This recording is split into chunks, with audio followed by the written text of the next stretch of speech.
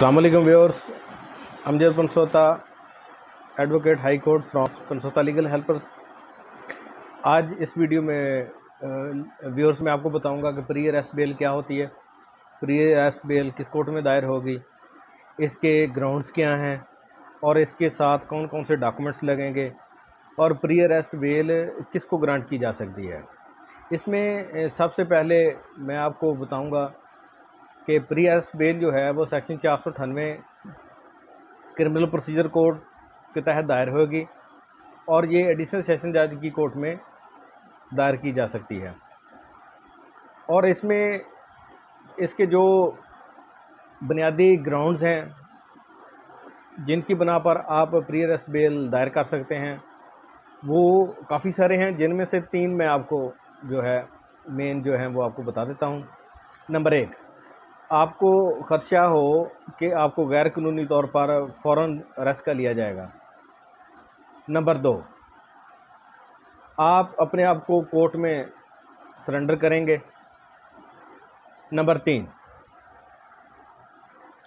आपको हैरेसमेंट का ख़दशा हो या आपकी इज़्ज़त को गैर कानूनी तौर पर कोई अरेस्ट करवा कर नुकसान पहुंचाने की कोशिश करे। इन ग्राउंड्स की बना पर आप प्री अरेस्ट बेल जो है वो एडिशनल सेशन जज साहब की कोर्ट में दायर कर सकते हैं। उसके साथ जो डॉक्यूमेंट्स लगेंगे उनमें फर्स्ट ऑफ ऑल एफआईआर होगी जो थाने से मिलेगी, और मुल्ज़म की शनाख्ती कार्ड की कॉपी और मुल्ज़म का कोर्ट में पेश होना लाजमी है।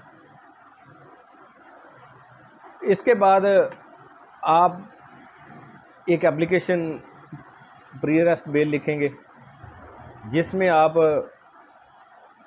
मुल्ज़म का नाम,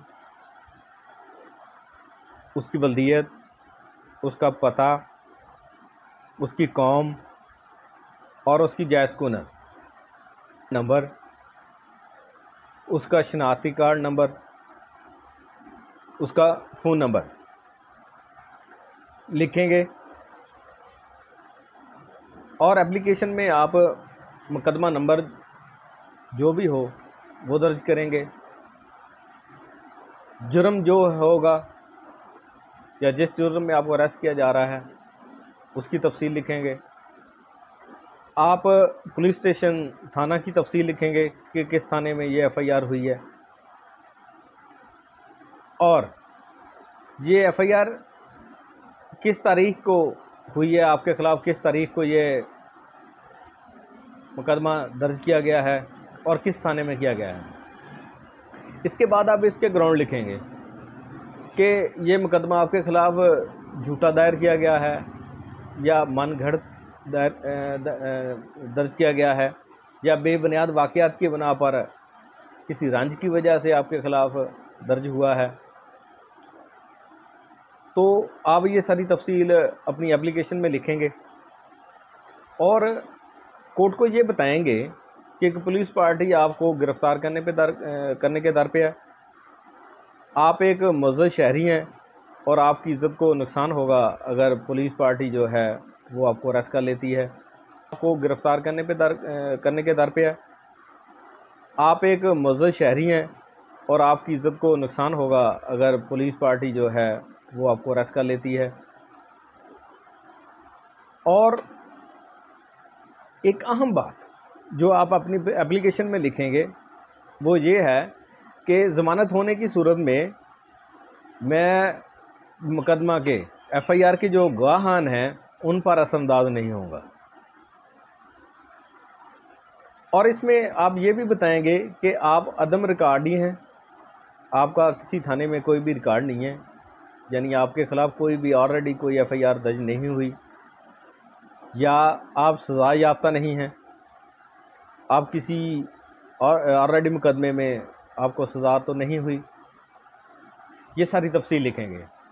इसके साथ साथ एक मैंडेटरी जुमला आप ज़रूर अपनी एप्लीकेशन में लिखेंगे, वो ये है कि ज़मानत होने की सूरत में मौजूद अदालत को मैं मक़ूल से मक़ूल ज़मानतनामा और मुचलका बगैर हाज़िरी जो है ना वो दाखिल करवाने को भी मैं तैयार हूँ। इन बुनियाद पर अदालत आपको अबूरी ज़मानत जो है वो आपको ग्रांट कर देगी। अबूरी ज़मानत ग्रांट होने के बाद आप एक ज़ामन जिसने ऑलरेडी फ़र्द ली हुई होगी, जिस पे मालियत लिखी होगी, या कोर्ट का जो ऑर्डर होगा उसके मुताबिक आप अपनी फ़र्द ले लेंगे और ज़ामन को लेकर कोर्ट में आ जाएंगे। और कोर्ट में आप एक ज़मानतनामा बगैर हाज़िरी, एक मुचलका और एक रोबकार,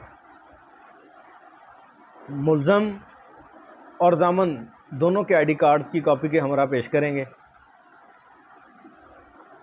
कोर्ट का जो क्लरिकल स्टाफ है वो बाद वेरिफिकेशन आपको रोबकार जारी कर देगा।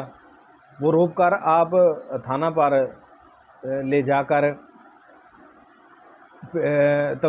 जो भी तफ्तीशी है या SHO थाने का ऑफिसर है उसको पेश करेंगे।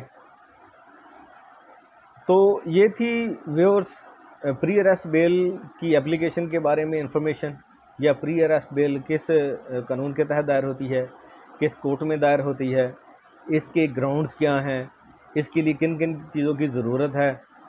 तो इस वीडियो के बाद इंशाल्लाह मैं आपको व्यूअर्स आफ्टर अरेस्ट बेल के बारे में बताऊंगा। उसके लिए मेरे चैनल पनसोता लीगल हेल्पर्स को जो है ना वो सब्सक्राइब करें।